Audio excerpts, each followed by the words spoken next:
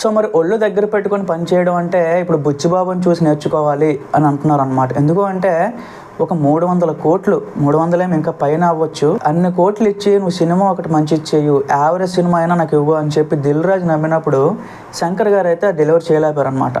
So చాలా reasons, మనం ఒక శంకర్ గారిని మాత్రమే తప్పు పట్టలేము. సో చాలా రకాలు అనమాట.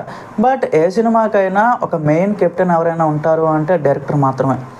సో ఇక్కడ RC16 ఎంత బాగా తీస్తున్నాడు బుచ్చిబాబు అసలు అంటే, ఒక బయటికి ఒక లీక్ అవ్వకుండా, అసలు స్టోరీ ఏం తెలియకుండా ఎంత జాగ్రత్తలు తీసుకుంటున్నాడు అంటే నిజంగా ముచ్చటేస్తుంది అనమాట.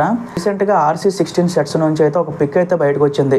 అందులో మన బుచ్చిబాబు గారు ఏంటంటే ఏదో ఒక తాడు పట్టుకొని ఒక గ్రౌండ్ సెట్ చేస్తున్నారు అనమాట. మరి ఒక షూటింగ్ షెడ్యూల్లో పార్టే. నేను డైరెక్టర్ని కదా, నేను ఈ పనులనే చేయాలా అన్నట్టు కాకుండా ఆయన కూడా ప్రతి గ్రౌండ్ వర్క్స్లో కూడా ఇన్వాల్వ్ అయ్యి ప్రతి డీటెయిలింగ్లో కూడా జాగ్రత్తలు తీసుకుంటున్నాడు అని చెప్పి ఒక న్యూస్ అయితే ఉందన్నమాట.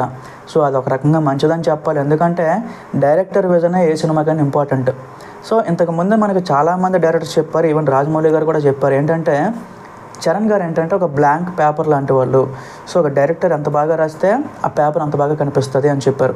సో చరణ్ గారు అంత సరెండర్ అయిపోయినప్పుడు యాజ్ ఎ సీనియర్ మోస్ట్ డైరెక్టర్గా శంకర్ గారు ఇంకొంచెం జాగ్రత్తలు తీసుకొని ఉంటే గేమ్ చేంజర్ కూడా ఒక మంచి సినిమా అయ్యి ఉండేది. బట్ అది అలా అవ్వలేదు, మిస్ఫైర్ అయ్యింది.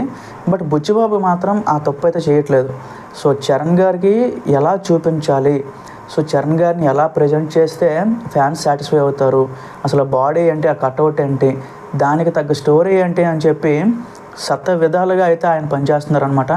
సో షూటింగ్ అయితే చాలా స్పీడ్గా వెళ్తుంది. అంటే నిజంగా అసలు ఆశ్చర్యపోయే విధంగా ఉందన్నమాట. ఖచ్చితంగా సినిమా మీద అయితే చాలా హైప్ ఉంది గైస్, చాలా ఎక్స్పెక్టేషన్స్ కూడా ఉన్నాయి. అవన్నీ కూడా మీట్ అవుతాడు బుచ్చిబాబు మీద అయితే చాలా అయితే నమ్మకాలు పెట్టుకున్నారు ఫ్యాన్స్.